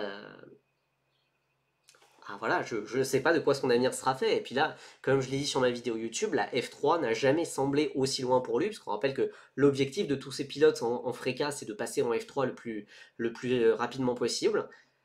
Là, c'est compliqué. Donc, on va déjà espérer qu'il arrive à retrouver un volant. S'il arrive à retrouver un volant, qu'il arrive à se montrer. Et selon les performances, ensuite, il faudra réévaluer fin 2025 ce qu'il fait. Est-ce que c'est plus pertinent de rester encore une troisième année en formule régionale? Je ne pense pas honnêtement. Peut-être qu'il faudra tout simplement repartir sur un nouveau projet en endurance ou quelque chose comme ça. Mais voilà, parce que pour moi, plus de 2 saisons en formule régionale, Adrien David a déjà testé pour vous, c'est pas forcément une super idée. Par contre, comme remplacement, il a un remplacement qui est assez excitant, c'est Ehan Eijkmans, 17 ans, quatrième de F4 espagnol, et large meilleur rookie actuellement pour MP Motorsport, le vainqueur du volant Richard Mille, qui va remplacer Enzo Peugeot pour les 2 prochaines manches seulement. C'est un remplacement temporaire. Je pense que de toute façon la F4 espagnole aura priorité sur l'Africa. Voilà, j'ai hâte de voir ce que ça va donner. C'est l'une des révélations de la scène Formule 4, la scène internationale de Formule 4. Donc ça va être intéressant de voir ce que ça va donner. Maintenant, s'il a la même voiture, s'il a le même moteur, surtout que Enzo Peugeot, qu'est-ce que ça va donner? On va voir, mais en tout cas, sur le principe, Ehan Eijkmans en Frika, c'est intéressant.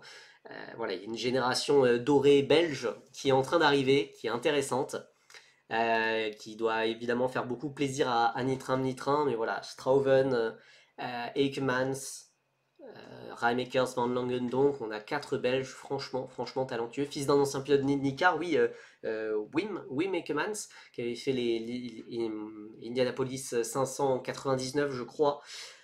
Ouais, c'est intéressant, et voilà, potentiellement, oui, ça peut jouer les victoires rookies, hein, clairement. Un peu son seul rival, ça devrait être Dion Gauda globalement.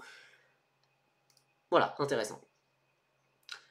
Évidemment, si on parle de la Frécasse pour parler de nos bleus, de nos 2 Français notamment qui sont impliqués dans cette course au titre, Enzo Deligny qui est 3ème à 8 points, il retrouve la Hongrie qui avait été l'un de ses week-ends les plus concluants en 2024. C'est un petit peu moins un circuit de moteur, c'est un circuit très sinueux, donc la différence potentielle entre les moteurs joue beaucoup moins en Hongrie. Donc voilà, faut continuer ce qu'il arrive à montrer sur les premiers week-ends. Evan Gilter qui a eu un petit coup d'arrêt à Zandvoort avec sa panne mécanique en course 2. Pourtant, le rythme était plutôt là. 4ème à 16 points. Il faut essayer de réenclencher la machine pour rester en lutte dans cette lutte au titre pour l'Africa. On va enchaîner 3 week-ends en un mois. C'est très important. Maya s'est annoncé. Ah, c'est intéressant. C'est intéressant. Attends.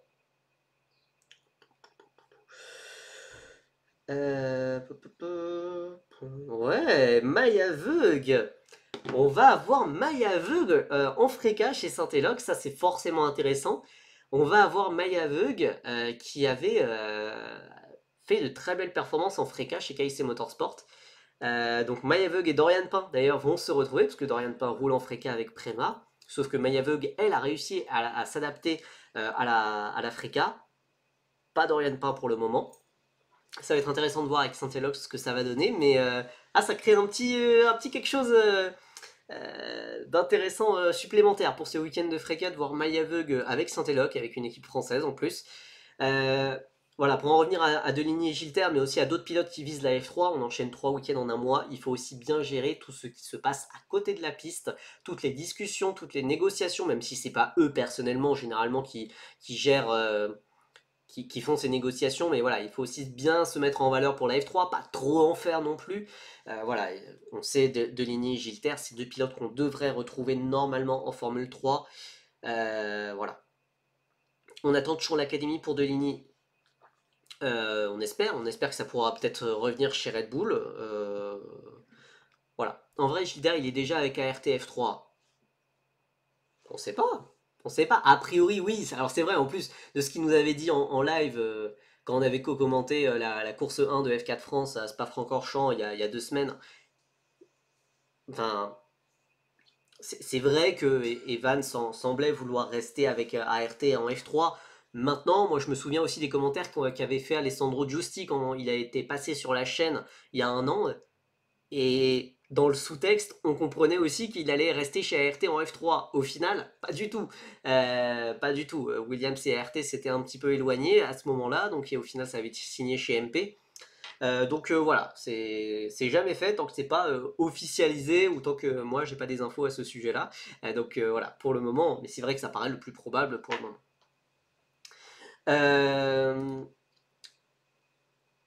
Parmi les autres questions qu'on peut avoir sur le championnat de Freka, est-ce que Van Amersfoort va confirmer après un week-end à Zandvoort exceptionnel où Van Amersfoort a pris la tête du championnat équipe? Clairot et Yamakoshi sont P5 et P6. Est-ce que ça peut vraiment jouer le titre ou c'était juste Zandvoort, ils sont à la maison, Van Amersfoort maîtrise ce circuit de A à Z? Peut-être. Il y a aussi d'autres pilotes japonais qui se sont déjà montrés sur ce début d'année, mais pour lesquels les performances ont été vraiment trop épisodique, on va dire. Je pense notamment à Taito Kato et Jin Nakamura qui ont montré de très belles choses, mais voilà. Est-ce qu'il est à partir de quand ils vont pouvoir jouer vraiment les premiers rôles, les victoires et ce genre de choses. Taito Kato qui est coéquipier d'Evan Gilter, Jin Nakamura qui est coéquipier d'Enzo Denini, notamment. Après, Gilter, si ART le prend pas, il a pas trop le budget. Oui, c'est pour ça, normalement, ART, voilà, ART a misé sur lui, donc logiquement, ça devrait aller chez ART, je suis d'accord. C'est la logique qui veut ça.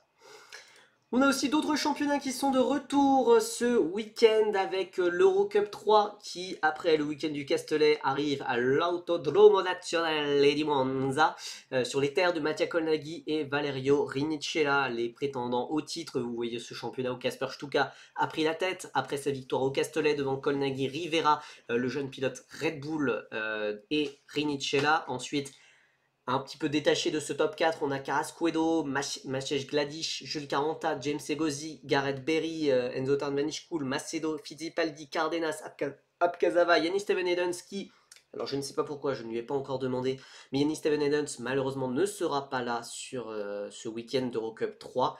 Kai Darianani, Oscar Wurtz qui sont les 17 pilotes à avoir marqué des points, et à la porte des points vous retrouvez Luciano Morano, le franco-américain, et Owen Tangavelu, le vietnamo-français. Non, mais Steven Edens, pour moi, de toute façon, je pense qu'il faut se faire à l'idée que sa carrière ne va pas évoluer en monoplace. Et voilà, de ce qu'il me disait à l'intersaison, c'est que voilà, le but, qu'il avait des options pour rebondir en endurance en GT, et que voilà, 2026, ça sera plutôt ça. Donc voilà, quatrième manche d'Eurocup 3 à Monza, on touche la mi-saison, comme je le dis, il y a une bataille à 4 pour le titre. Maintenant, est-ce qu'il y a d'autres pilotes qui peuvent aller rejoindre ce groupe-là? Je pense notamment à Egozi Gladish 40, qui avait été rapide lors des essais de pré-saison qu'il y avait eu à Monza sur ce circuit où il découvrait le circuit et pourtant c'était franchement bien débrouillé. Carrasquedo aussi qui revient de son intérim en F3 chez Hightech, où il sera remplacé par Nikita Johnson à Silverstone. Voilà, j'espère vraiment que Jules Caranta peut arriver déjà à avoir un week-end plein, un week-end sans souci, où il ne se fait pas harponner à toutes les courses, ce qui a été le cas au Castellet où il s'est fait harponner 3 fois, on le rappelle, en 3 courses.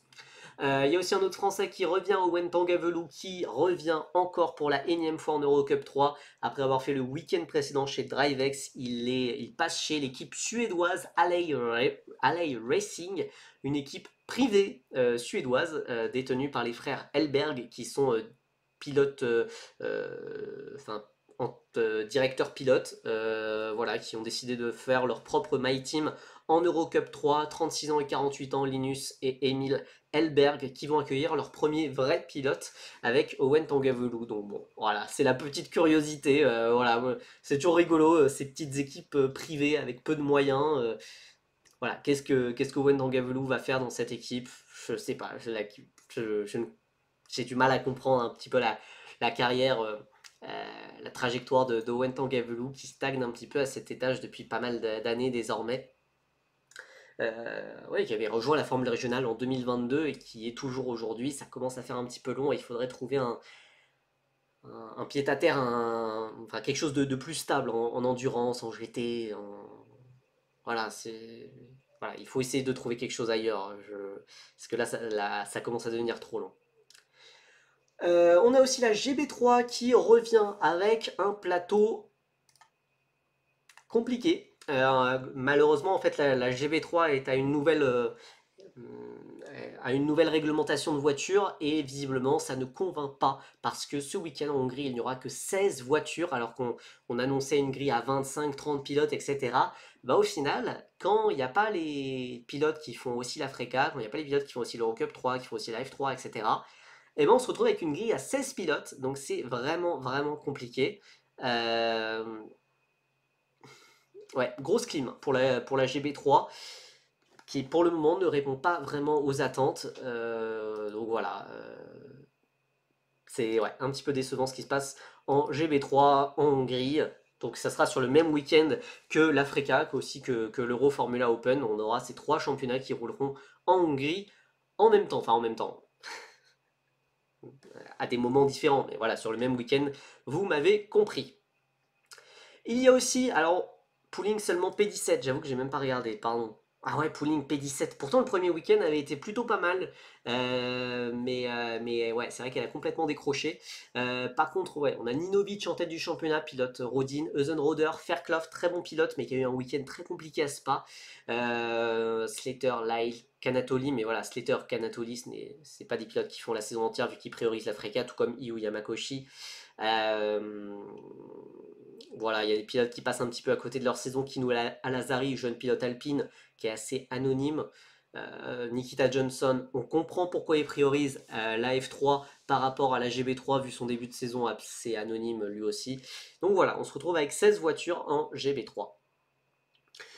La F4 britannique, pourquoi je parle de la F4 britannique? Eh bien tout simplement parce que la F4 britannique sera ce week-end en support de la Formule 1, c'est assez rare, mais on va avoir une F4 nationale en support de la F1, une manche hors championnat pour le prestige, pour les paillettes de la F1 qui n'aura aucune incidence sur le championnat. Ça avait été annoncé en grande pompe et j'espérais un petit peu plus de hype autour de ce week-end. Au final, il y a assez peu de pilotes invités, c'est pas mal de... Enfin, il y a pas de stars, voilà, d'autres championnats de F4. On n'a pas, par exemple, je sais pas, on n'a pas du Thomas Strauven, qui pourtant est, enfin, qui fut un ancien pilote Rodin dans le passé. On n'a pas de Strauven, on n'a pas de Nakamura Berta, de Weldon ou que sais-je encore. Au final, c'est beaucoup les pilotes qui font déjà ce championnat de F4 britannique. Fionn McLaughlin, le jeune pilote Red Bull qui a pris la tête du championnat à Oulton Park. Martin Molnar, grosse surprise du championnat, mais qui confirme vraiment week-end après week-end que voilà, il faut compter sur lui. Voilà, au final, bon, ça va être une très bonne publicité pour le vainqueur voilà, de se produire en support de la F1. Maintenant, ça va pas changer grand-chose non plus au championnat, à la carrière de ces pilotes. Voilà, peut-être plus d'exposition, peut-être des sponsors, peut-être. Mais en tout cas, voilà, j'ai espéré un temps que voilà, il y ait plus de pilotes invités. Ce n'est pas le cas. On finit avec une petite page karting parce que ce week-end à Saint-Amand-Montrond pour les amis de la région Centre-Val de Loire, même si pour moi c'est vraiment à l'autre extrémité de la région Centre vu que moi je suis d'Eure-et-Loire, c'est dans le Cher, hein, si je ne dis pas de bêtises, Saint-Amand-Montrond. Il y a les premiers titres nationaux de la saison 2025 FFSA de karting qui vont être décernés. Le champion de France mini 60 donc pour la catégorie 8-12 ans et la championne de France féminine seront sacrés en mini 60 notamment. Moi, il y a une génération 2014 assez sympathique à suivre. Voilà, ils en sont à leur balbutiement, ils arrivent tout juste à marcher. Voilà, c'est 2014, ça veut dire qu'ils ont 11 ans hein, quand même. Hein. Je préfère, voilà, c'est une blague hein, quand je dis qu'ils apprennent à marcher. Non, non, en vrai, ils ont 11 ans. Voilà, Mike Ménard, Charles Ural, notamment en favori, le Savoyard Mike Ménard et le Normand Charles Ural, puisque c'est vrai qu'on n'avait pas assez de pilotes normands comme ça. Chez les féminines, par contre, là, c'est des féminines beaucoup plus grandes, qui sont déjà adultes pour certaines, qui ont déjà été sacrées championnes de France pour certaines. Je pense à Luna Clairet, par exemple. Mais l'une des pilotes qu'il va falloir surveiller, c'est Léonie Hare, 14 ans, née en 2011, que je ne connaissais absolument pas avant le début de cette saison, qui est notamment coachée par Jules Roussel, l'actuel deuxième de la F4 française. Léonie Hare, elle est dixième du championnat de France FFSA Junior de karting, qui est quand même une référence en la matière. Dixième sur, voilà, sur une petite trentaine. C'est franchement pas dégueu du tout. Elle est largement devant l'autre pilote féminine, Julia Monlor, qui est soutenue par Mercedes. Voilà, voilà, c'est là un peu la seule pilote que je vais surveiller ce week-end en karting. Voilà, si vous êtes proche de Saint-Amand-Montrond, et ben écoutez, c'est votre moment. Pour une fois, il se passe quelque chose dans votre ville. Bon, c'est un petit peu méchant, mais en plus, je viens d'Eure-et-Loir, donc c'est pas comme si, voilà, on peut se vanner entre gens de la région Centre-Val de Loire. Voilà, je vous laisse avec tous les horaires F2, F3, Formule régionale européenne par Alpine, GB3, Eurocup 3, F4 britannique. Voilà, il y a tout. Il y a aussi la F1, les qualifs et le Grand Prix F1. Vous voyez un très très gros week-end en perspective. Moi, je ne ferai pas de live tout simplement parce que je ne serai pas disponible. Je serai d'astreinte ce week-end, donc malheureusement pas de live. Pourtant, vraiment, il y a des... Enfin, limite, on aurait pu faire des lives sur une journée complète, hein. Franchement, il y a bah, la journée de dimanche, la qualif Freca, la course de F4, puis l'Eurocup 3, puis la F3. Enfin, ça s'enchaîne franchement bien. Euh, ouais, il y a peut-être à la rigueur un petit trou entre début d'après-midi, entre l'Eurocup 3 et la Freca, mais sinon ça s'enchaîne super bien. Malheureusement, c'est dommage, il y aura un petit clash entre la fin de la course de Freca et le Grand Prix de Formule 1. Donc voilà, ça sera sans moi malheureusement, pas de live sur Twitch ce week-end. Prochain live, bah écoutez, j'imagine bah, la semaine prochaine, hein, très probablement. Euh, Percy, est-ce que tu vas à Manicourt pour la F4 France le week-end du 2-3 août? La réponse est oui. Je vais bien à Manicourt le week-end du 2-3 août. Voilà, c'est chouette. C'est chouette, c'est chouette. Et j'ai hâte d'y être. Je ne sais pas, voilà, je ne sais pas s'il y aura un vlog. Je ne sais pas s'il y aura un vlog cette fois, puisque voilà, il y aura peut-être beaucoup de choses à faire, pas mal d'articles, pas mal d'interviews à faire, peut-être auto-hebdo, peut-être d'autres choses. Je tease des choses dont je ne sais même pas vraiment, je sais pas vraiment de quoi mon avenir sera fait, on va dire, mais voilà, il y a des choses intéressantes qui se préparent en coulisses. Et pour être très honnête, en plus, après le week-end du 2-3 août, ça sera voilà, le mois d'août, la pause estivale. Vous savez ce que ça veut dire, il va y avoir des lives assez sympas. Voilà, le live de prédiction des grilles de F2, F3 notamment. Voilà, peut-être revoir si on essaye de reprédire la grille de Formule 1, peut-être voir pour avoir une interview avec un pilote. D'ailleurs, oui, voilà, petite question. De façon réaliste, parmi les pilotes actuellement en formule de promotion, quel pilote vous aimeriez voir en priorité sur la chaîne, puisque là globalement on arrive à un point où on a eu tout le monde sur la chaîne, on a eu Sami Mektonif, on a eu Alessandro Giustit et au final Enzo Deligny, Evan Gilter, voilà tout ça,